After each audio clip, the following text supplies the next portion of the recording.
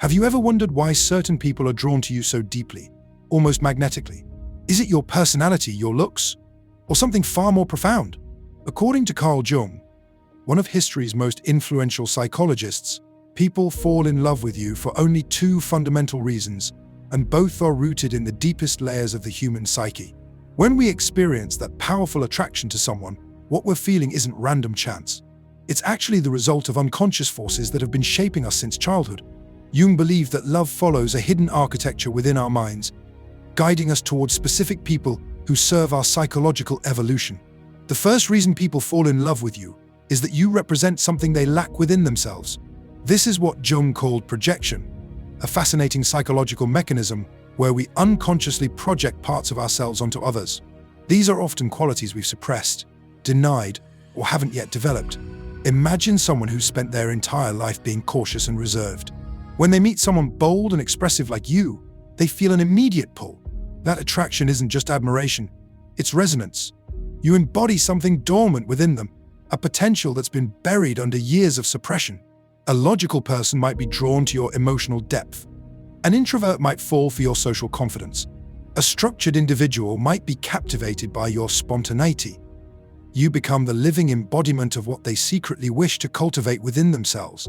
But here's where it gets complicated.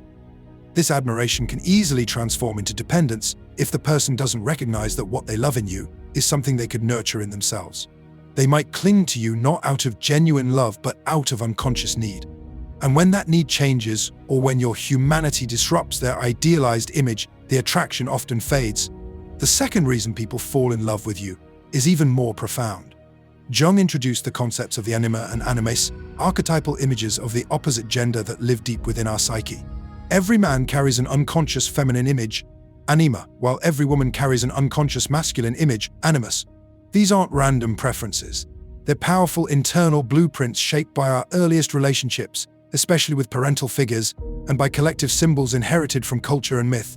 When someone meets a person who seems to match this internal image, the attraction can be overwhelming. That's why when someone falls for you, they might experience a strange sense of familiarity, as if they've known you forever, even if you've just met. It feels like destiny or soul recognition. But Jung would caution us, this isn't fate. It's the psyche recognizing its own internal design reflected in another human being. You've awakened a powerful unconscious image they've carried within themselves for years, not necessarily in looks or behavior, but in essence. You activate an internal pattern that stirs powerful emotion. That's why the connection feels immediate and almost irrational. But herein lies the problem. When someone falls in love with an inner image projected onto you, they're not really seeing you. They're seeing a fantasy, a sacred idea, a psychological construction. You become the screen for a projection that was written long before you arrived. And as soon as the real you begins to emerge, your flaws, your contradictions, your humanity, the fantasy begins to crumble. What once felt divine becomes confusing. What once felt perfect now feels complicated. The illusion collapses under the weight of truth. This explains why so many passionate relationships begin with euphoria and end in chaos. They weren't based on mutual understanding but on archetypal projection, an unconscious script trying to play itself out in the real world. And no human can live up to an archetype forever. Despite the pain these projections often cause, Jung didn't see this as failure. On the contrary, he believed it was an essential part of our growth. Love isn't just an emotional experience, it's a tool of transformation. Every person we fall for becomes a mirror, reflecting parts of ourselves we need to integrate. Some people reflect our hidden potential, others expose our deepest fears. Some awaken our creativity, others our vulnerability. But all serve the same psychological purpose, to accelerate the process of individuation, the journey of becoming whole. When someone falls in love with you, they may believe they're seeing something magical in you, and they are. But the magic lies in what you awaken inside them. You're not just a person, you're a symbol, a turning point, a psychological invitation. And the same is true in reverse. The people you fall in love with, especially those who shake you, change you, even break your heart, they aren't random.